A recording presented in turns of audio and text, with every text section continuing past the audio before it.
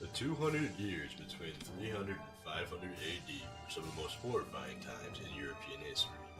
The Roman Empire was crumbling. Years of drought, disease, and the emergence of a new religion, Christianity, led to social unrest and weakened this once great empire. During this time, the Huns sought to expand their own empire through a system of military conquests and tribute. They were commanded by one of the most feared leaders of all time. They called him the Scourge of God. His name was Attila the Hun.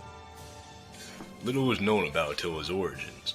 The tribes were nomadic. They left no permanent structures or monuments and had no written language. Historians in ancient China during the 2nd century BC referred to attacks by fierce people from North China, modern-day Mongolia. So feared were these warriors that the Chinese constructed an enormous stone wall, 30 feet high and more than 1,500 miles long, the Great Wall of China.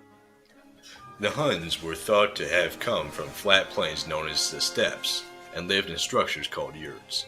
These were the grasslands that extended from northern China to the Danube River to Eastern Europe in what is modern-day Hungary. One historian, Priscus, who lived among the Huns around 449, described the Huns as short, squat, and savage. In reality, they were probably larger than most races due to their diet of meat and milk. Archaeologists have also discovered a brutish practice by the Huns of head binding. Under skeletal remains show that the Huns wrapped a baby's head in tight bandages from birth to create a more cone-shaped, taller skull. The Huns were best known for their superior skills on horseback. The horse or pony was a sacred creature to the warriors. So skilled were they that historians of the time described the man and the beast as one creature. The Huns had several advantages over the Roman soldiers on horseback. They had unique saddles and stirrups that held the rider secure and allowed them to shoot from all directions. Also, the Hunnish bow was curved and flexible with longer range.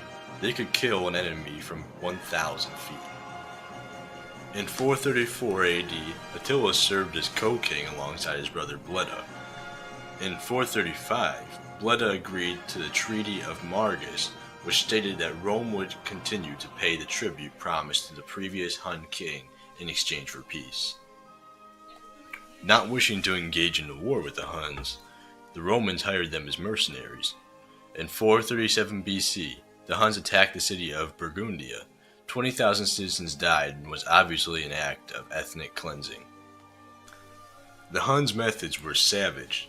They were known to wear the scalps of the dead on their belts, flay their victims alive, impale deserters on long spikes, and crush them to death beneath the weight of boards and chariots.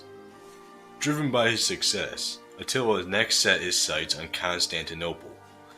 This was the capital of the city of Eastern Roman Empire, the crown jewel. The imperial city of 500,000 citizens was heavily fortified with 4 to 5 yard thick walls and moats. However, Attila encountered 2 obstacles: a troop of Romans led by Arnaglissus and disease. These 2 obstacles allowed time for the people of Constantinople to refortify the city, and consequently, Attila turned back towards Pannonia. In 444, Attila's brother Bleda died mysteriously during a hunting expedition. Historians theorize that Attila, no longer wishing to serve under his older brother, had him murdered. By 445, Attila becomes the sole ruler of the Huns. In 450, Attila receives a wedding proposal from the Roman princess, Honoria. Attila accepts and demands half of the Western Empire as a dowry. Emperor Valentinian III refuses, and Attila declares war.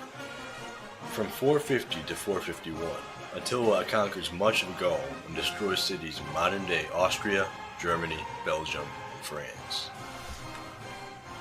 In the year 451, Rome fights back. For the first time, Attila is defeated, the first to turn back from the combined forces of Aetius and Theodoric. Enraged by his defeat, Attila invades and conquers much of northern Italy. However, as he advances on Rome, he encounters Pope Leo I at the Mincio River.